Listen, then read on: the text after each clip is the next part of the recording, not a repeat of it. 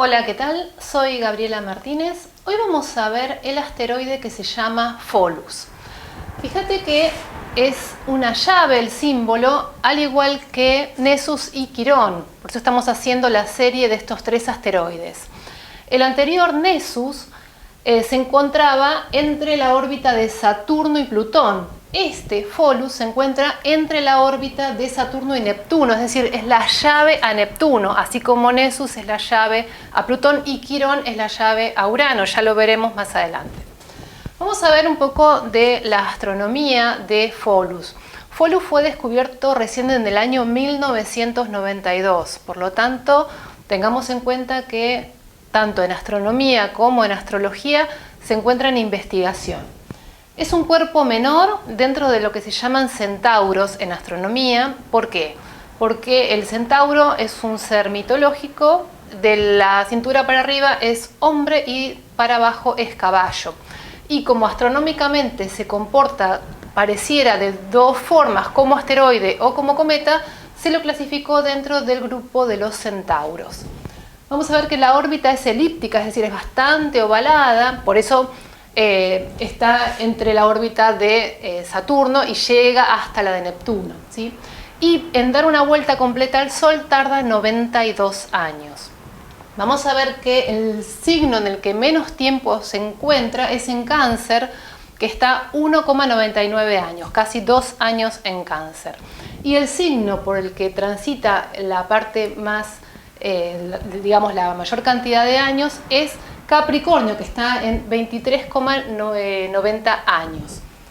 23,90, es decir, casi 24 años. Es decir, el perihelio, la parte más cercana al Sol, la parte más iluminada, se encuentra en Cáncer y la parte del afelio está en Capricornio. Como tiene 23, casi 24 años en Capricornio, actualmente está en Capricornio, es decir, estamos haciendo la parte más alejada del Sol. Por lo tanto, por signo es generacional, ¿sí? No podemos decir que todos los que nacen con Pholus en Capricornio son, digamos que hay una generación que tiene cierta cualidad, pero no es algo individual. ¿Bien? Respecto de la mitología, vemos que Pholus no es hijo de Ixión como era Nessus. Es decir, Nessus y varios centauros son hijos de Ixión, un ser muy perverso, y por lo tanto sus hijos también lo eran. En cambio, Pholus, después veremos a Quirón, que también es hijo de otros, que no es también hijo de Ixión, sino que estos son los centauros benévolos, tanto Pholus como Quirón. Pholus es hijo de Silenio y de la ninfa Melia. Silenio, este es un personaje importante que interviene en la mitología, es el padre adoptivo o preceptor del dios Dionisio. El dios Dionisio es hijo de Zeus, es decir, de Júpiter, pero no de su esposa, ¿sí? Zeus era bastante infiel. Y bueno, el dios Dionisio era el dios del vino. Y ese tema es el que está relacionado justamente con Pholus. Vamos a ver que Pholus aparece en la mitología en el cuarto trabajo de Hércules. Es decir, también estos tres asteroides están relacionados a Hércules. Estos tres centauros, los tres son centauros, los tres se encuentran astronómicamente dentro de lo que son, digamos, una misma línea, y además interviene Hércules en el mito. Vamos a ver qué es lo que sucede en ese mito, porque también de ahí vamos a sacar después la interpretación simbólica, por lo menos lo que se sabe hasta este momento. En el mito sucede así. Hércules estaba dentro de su cuarto trabajo, su cuarta tarea, y en un momento quiere descansar y se dirige a la cueva de Pholus. Pholus lo recibe sin ningún problema y le prepara un banquete, le ofrece que pueda descansar en su lugar. Y bueno, llega Hércules, empieza una comida y dice Hércules: traer el vino. Y Pholus le dice: no, el vino no lo puedo traer. El vino, este vino justamente, estaba en una tinaja de barro, enterrado, y era ese vino que se lo entregó el dios Dionisio a Silenio, y Silenio se lo entrega a su hijo Pholus para que lo cuide. Era un dios, es decir, era un vino ancestral, y estaba destinado exclusivamente para los centauros, era un obsequio de Dionisio. Entonces Pholus le dice a Hércules, no te puedo dar el vino porque si lo abro, los centauros que están aquí alrededor van a olerlo, van a venir aquí, se van a enojar, se van a enfurecer y esto va a ser un desastre. Y Hércules le dice, claro, Hércules con su fuerza no tenía ningún miedo a los centauros, y le dice, abrí el vino, no puedo comer sin el vino. Bueno, insistió tanto que Pholus fue, trajo el vino y lo destapó.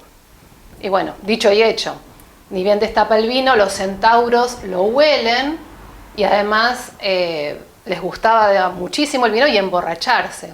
Entonces llegan a la cueva de Pholus, empiezan una pelea con Hércules. Hércules no tiene ningún problema, saca unas flechas, las embebe en el veneno de la hidra, empieza a dispararles a los centauros, los mata a varios, otros huyen, bueno, rompieron todo, un desastre. ¿Y qué sucede luego? Cuando ya las cosas se calmaron un poco, en esta contienda, el centauro Quirón, que también es benévolo, que no participó en la riña, igual que Pholus no participaron, pero Quirón sale herido de una de estas flechas. No era para él, pero bueno, accidentalmente le cae una flecha, pero como Quirón era hijo de un dios, no muere. Y Pholus empieza a ver que una pequeña flecha había matado, esas pequeñas flechas que disparaba Hércules, tenían la capacidad de matar a un centauro, que era un ser realmente muy fuerte, muy robusto. Entonces le llamaba la atención y fue y tomó una de esas flechas y no podía creer cómo algo tan diminuto podía matar. Pero claro, tenía el veneno de la hidra. En un momento a Pholus se le resbala la flecha y le cae en un pie. Por supuesto lo hiere, el veneno de la hidra ingresa en su cuerpo y muere inmediatamente. Y allí termina lo que es el mito de Pholus. Desde el punto de vista astrológico vamos a comenzar viendo primero cómo encontrar a Pholus, porque no aparece, uno pone una carta natal en estas páginas gratuitas y no aparece. En la página de astro.com lo puedes encontrar y también en carta-natal.es, en las dos está. Si vas a astro.com suele usar ese programa, fíjate que tenés que buscarlo en horóscopos gratuitos, luego en extensa selección de cartas, ahí vas a clicar objetos adicionales más abajo y ahí te va a aparecer Pholus. Haces clic y ya aparece. Después vamos a ver respecto de lo que es la interpretación, ciertas partes de este mito y de la parte astronómica, ¿sí? Por ejemplo, esta parte que tiene que ver con el vino. El vino es un vino que no es cualquier vino, es un vino ancestral, es decir, viene del pasado, viene de los ancestros, ¿sí? Y el vino está representando, fíjate que el vino trae alegrías, locuras, cuando alguien bebe también empiezan a surgir las verdades.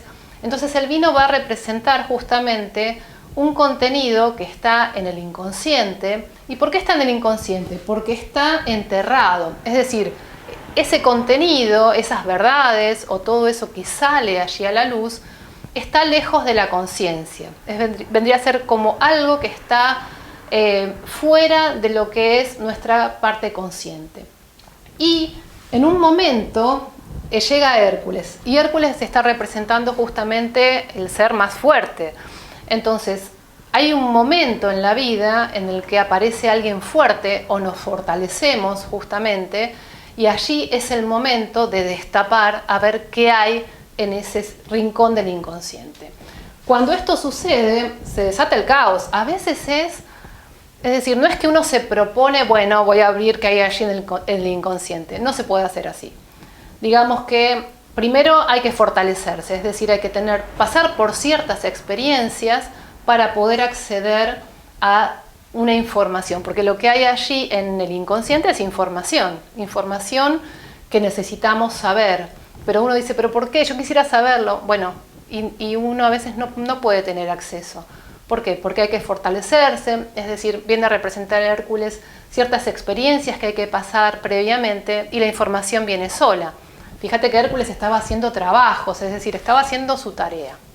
¿Qué tarea? La que le correspondía a él. Es decir, todos tenemos nuestras tareas que sabemos que nos corresponden hacer. Bueno, es ir haciéndolas y un día aparece esta oportunidad Generalmente cuando hay este tipo de revelaciones no son buscadas, pero digamos que la persona ya está lista. Cuando llega el momento es porque ahí hay que enterarse. Y eso que sale a la luz, por supuesto que cambia las circunstancias. Fíjate que en el mito se arma el caos, generalmente esto, pero ¿cómo puede ser esta información? ¿Cómo puede pasar esto? Y después viene la muerte de Pholus. Y la muerte viene a representar simbólicamente que la identidad que la persona tenía muere. ¿Por qué? Porque tenía una cierta información. Y ahora se suma una información muy importante, por lo tanto la identidad tiene que redistribuirse y va a ser otra persona con esa nueva información.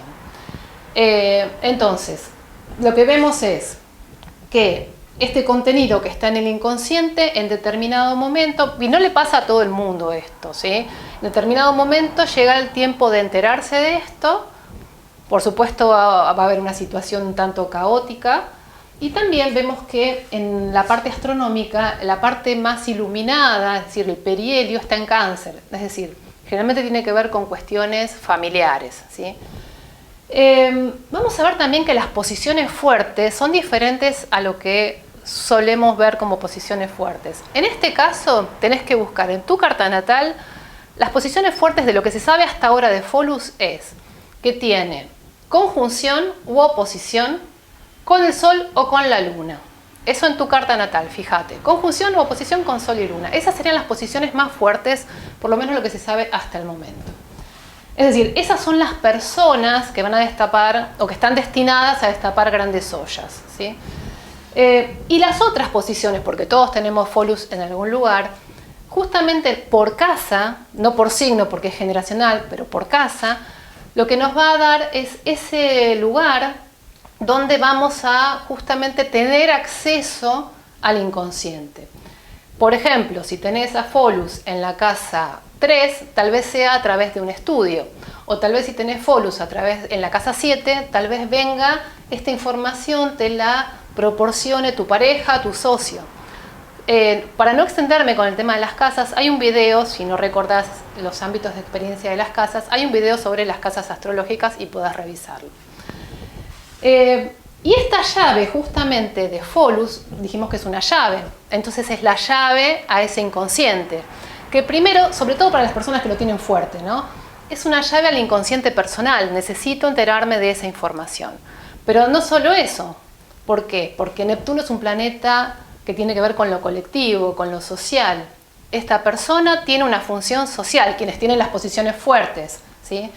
Y primero necesita reorganizarse en lo personal y después esto va a ver que lo puede aplicar y que lo que le pasa no solo le pasa a esta persona, le pasa a muchas. Entonces puede incluso ayudar a otras también resolver sus cuestiones, reacomodando cierta información.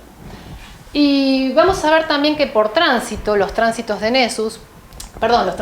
Pholus, lo que vamos a ver es que en los tránsitos no es que, bueno, justo hay un tránsito de Pholus a determinada posición y eso ya genera una experiencia importante, sino que es un conjunto de factores donde interviene Pholus. Por ejemplo, tenés en un momento un Pholus en cuadratura al medio cielo, pero además Plutón te hace una conjunción a la Luna, por ejemplo, y algún otro tránsito más. Entonces, en ese momento, evidentemente, es muy probable que surja la información que estás necesitando. Bien, es todo por hoy. Espero que te haya sido útil y hasta la próxima.